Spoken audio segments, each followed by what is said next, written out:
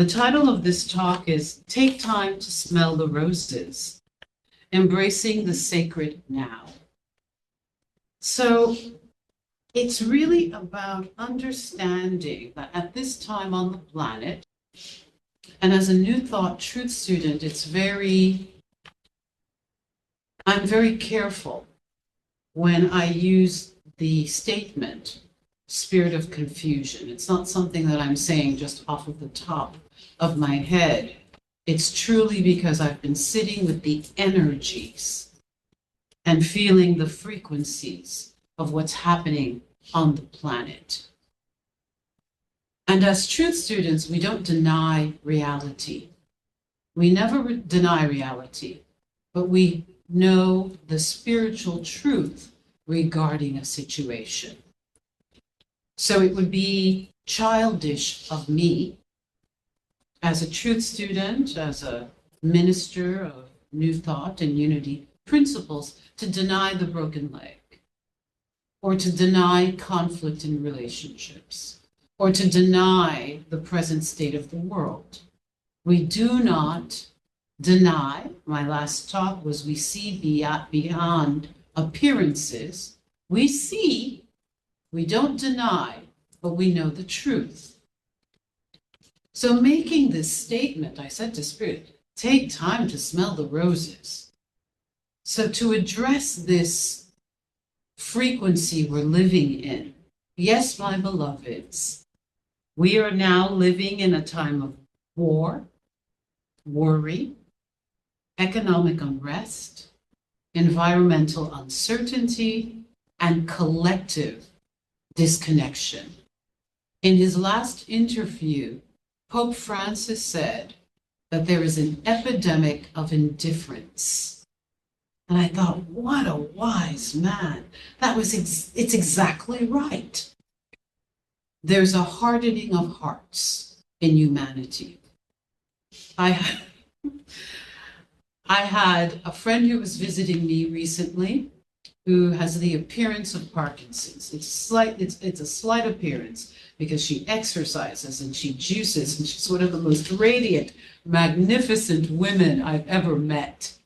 And in fact, because of her, I was able to look at my health opportunity from a positive perspective. But one evening, her medications began to wear off, and another friend was there, and we helped her to walk to the car. And so the car that was waiting for her friend who was picking her up, was stalling in my street for a few minutes. So there were 4 cars behind. And the person right behind the vehicle was very kind, waiting patiently, but the other car behind that car was honking like crazy. Honk, honk, wouldn't stop. So I found myself having a rise when those feelings start to rise within us. And I wasn't very ministerial. We got her in the car, she drove away, and I said to this woman, my friend is going through the appearance, and I speak it that way, even though everyday people may not understand. I'm not associating her with the illness, is going through the appearance of Parkinson's, and we needed to get her in her van, and you were so impatient, because she was like, what the hell? And she goes, and she said to me, who cares? Who cares? I don't care about her Parkinson's. We all have issues. Screw you and screw her. She said something else. She said, screw you. And I went, I literally grabbed, I hit my chest. I grabbed my chest. I was like grabbing my heart. And I said, Spirit, shield me from all of the indifference and the insensitivity that is happening on the planet. Protect me and my tribe from this darkness. And I went upstairs and I prayed. I prayed for her, and I prayed for myself, and I prayed for the world. So Pope Francis hit the nail on the head when he said that we're going through an epidemic of indifference, but not in this community, not in our consciousness, not in our chosen family and tribe. We abide in the house of the Lord. And what does that mean? We abide in the consciousness of good. We will think on the things that are true and beautiful and spiritually elevated. That is where we are living in this house, and that house being the house of our consciousness and the home of our soul. So yes, it may seem tone deaf. I said to Spirit, how am I going to tell my brothers and sisters they should stop and smell the flowers? Spirit said, wear that flower dress and remind them in midsummer that there are flowers blooming everywhere.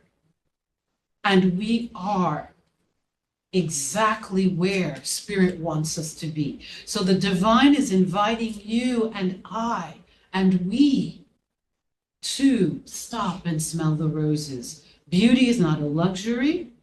Beauty is a frequency of healing and wholeness. When you stop and smell the rose, you are aligning your consciousness with divine order, harmony, and joy. And you're stepping outside of this idea of time, this rush that we have in the Western world to get it done, do it now, time is money. You're lifting your vibration out of the frequency of humanity's time obsession. And you are also realigning with the divine, and you're letting go of these ideas of your age, or that it's too late, or regret, or fear and depression. Eckhart Tolle reminds us by saying the present moment is not just a stepping stone to the future, it is the future unfolding. So spiritual biology, I'm obsessed with flowers. I recently became obsessed with flowers as a younger woman in my 20s. Oh, I don't want bouquets. That's so patriarchal. It's so traditional. It's so this. And as I've awakened spiritually, everything is beautiful now. So the diversity of flowers on Earth, there are approximately 400,000 known species of flowering plants. Known. They say there are more, but they haven't been discovered yet. These are called angiosperm on planet Earth. This is a staggering number that includes more than 30,000 varieties of roses, each cultivated for fragrance, color, and symbolic meaning. These are the ones we've discovered and cultivated. There are 25,000 to 30,000 species of orchids, making it the largest flowering plant on the earth that we've discovered. There are endless numbers. They're saying there are over millions of sunflowers, lilies, jasmines, hibiscus, lotuses, daisies, and wildflowers across every continent and climate. And since we don't have groups and bands of scientists on every continent and every climate, we haven't discovered them all. So each flower is a unique imprint of divine creativity, like us. No two are exactly alike. They bloom in deserts, on mountaintops, in jungles, in the cracks of city walls, in sacred temple gardens. What is the divine saying? That the infinite's goodness can bloom wherever you are. If you feel like you're in a desert season, the goodness of God can bloom there. If you feel like you're experiencing a cold, frigid season in life, flowers can bloom there. If you feel like you're in the wilderness of the jungle and you don't know what the path is moving forward, the goodness of God can bloom there. And if you feel that everything has hardened and there are no green spaces and you can't find the light or nature or the abundance of God, flowers can bloom in city cracks. This is the reality of spirit, always manifesting its goodness and beauty and the frequency of love everywhere present. And, my beloveds, we must choose to take the time to smell the roses. So behold my beauty. Pause, breathe, receive. I created this moment for you. Each bloom whispers you are loved, you are safe, you are part of the exquisite design.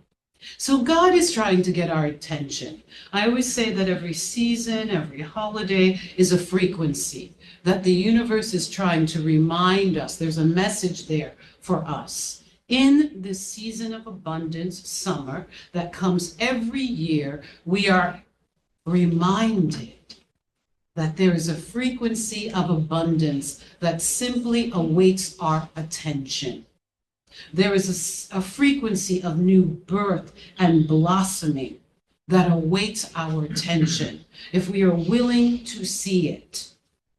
So God is trying to get our attention, not with thunder or fear, but through beauty, through the single rose in bloom, through the fragrance of jasmine on a warm evening, through the wildflower growing through the crack in the concrete.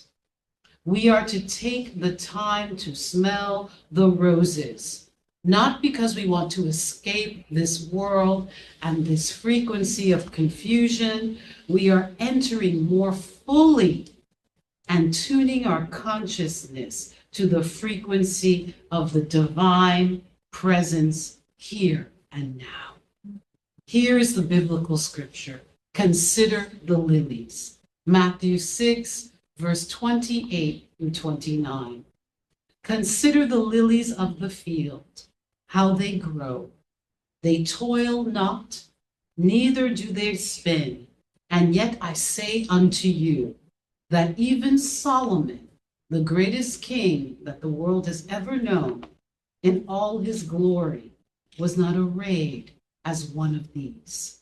In metaphysical terms, the lilies represent purity, spiritual rebirth, resurrection, and divine peace. They are a call to center ourselves in divine consciousness. The roses symbolize divine love, soul enfoldment, the flowering of consciousness. Red for life force, white for purity, pink for compassion, yellow for joy. To consider the lilies, my beloveds, is to consider the sacred intelligence of life itself, which unfolds without striving. According to divine plan, there is an urgency and a striving on this planet that is making people sick, that is closing the crown chakra and the third eye of all people, especially the young. People are in fear. People are in anxiety. Young people don't know. They don't even know how to communicate with each other. They're all on the internet. Apparently, some young people haven't been hugged. They don't even understand or know the hug of a friend, of a boyfriend, of a girlfriend. Our humanity is being cut off. And there's this urgency to know all of the worst case scenarios on the planet, creating stress in our nervous systems. The message from the Most High is we must stop, pause, and remember who we are and whose we are. And look at the miracle of these flowers blooming everywhere, magnificently, all around us, reminding us that there is a beauty and a power and a healing and a presence of love throughout the cosmos, beckoning our name. If we would but look and see the very presence of God is all around us. all around us. So Eckhart Tolle reminds us of the power of now. He reminds us that the present moment is all we have. When I went through my health opportunity, all I had was the present moment. I was the crazy woman with my nose in the bushes in front of Brigham and Women, because they have these beautiful bushes that began to flower in May and June while I was going through radiation and chemotherapy, and not to belabor a point, because that is the past, but I would stick my nose, I would go, look at this flower, I'm alive to see the flower in the bush in front of the hospital. And everyone would say, who's the crazy woman trying to eat the plant? So, but it was God's admonishment. My life was hanging by threads. And I thought, while I walk into treatment, facing life and death, God's magnificence is blooming right there, and I'm going to take this moment to recognize it. So I'm asking us, beloveds, to recognize the good. If there's only one good small thing in your life, please recognize that flower that the divine has sent you. So most people on planet Earth are living in regret, and this is Eckhart Tolle, our wonderful spiritual teacher. They're living in regret over the past, or they have anxiety about the future. But healing, power, and God are only found right now. He teaches that the pain body, and our pain, our collective pain body, is so activated on steroids right now that people are losing their minds. And so my message, because we are an awakened community of lovers of God and everything good, is that we can be the messengers of stop, breathe, smell the moment. So we are reactivating collective and personal unprocessed trauma. This is what is going on right now. Collective, women are being traumatized. The men feel traumatized. The kids are traumatized. Everything happening on the planet is re-triggering collective and personal trauma in the pain body. So we are being triggered by this broadcast of fear that we're receiving from the world constantly. And when you pause to metaphysically smell the roses, take in beauty, and to become fully present, you interrupt the frequency of fear. Okay, let's say an affirmation. I'm interrupting the frequency of fear. I'm interrupting the frequency of fear. I take time to smell the roses. I take time to smell the roses. I take time to smell the lilies. I take time to smell the lilies. And to know that God is real. And to know that God is real. I'm taking time to smell the roses. I'm taking time to smell the roses. And I'm releasing all that fear. And I'm releasing all that fear. And so it is. And so it is. So we're not ignoring the world's pain. You're transcending its vibration. You're remembering that God is in the here and now, not in the scroll, not in the stress, not in beating yourself up. Right here and right now. So what are the life applications? 5 practices to let your soul bloom. 1, take soul garden time. Take 5 minutes in this summer, that will be over soon for those of us in the Northern Hemisphere. Take 5 minutes daily to sit with the flowers or nature. Just be, just breathe. 2, conscious breathing. Let's take a breath right now. And again. And again. Pause and take time to see a flower. Take in 1 full breath a day. 3, floral affirmations. I bloom in divine timing. Let's know that together.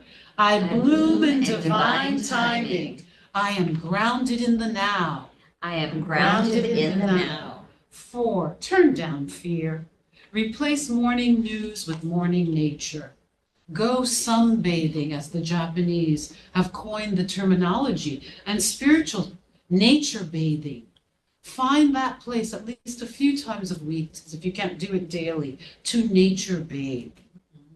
And sacred slowing, light a candle, sip some tea, and let beauty be your prayer. Be in that sacred moment with God. Light that candle and actually have a conversation with the Most High. So know with me, my beloveds, our last affirmation.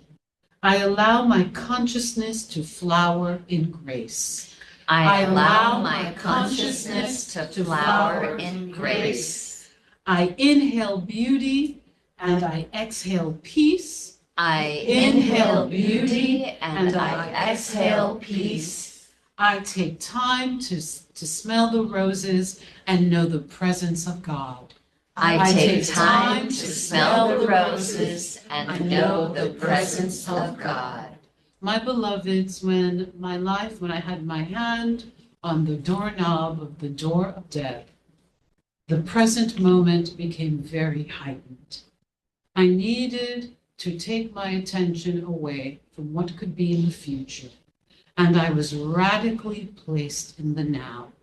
Don't let something terrible have to happen in your life to appreciate who you are and whose you are and all of the beauty around you. Tell the people you love them, love yourselves, and take time to smell the beautiful roses and flowers everywhere present. And so And so it is.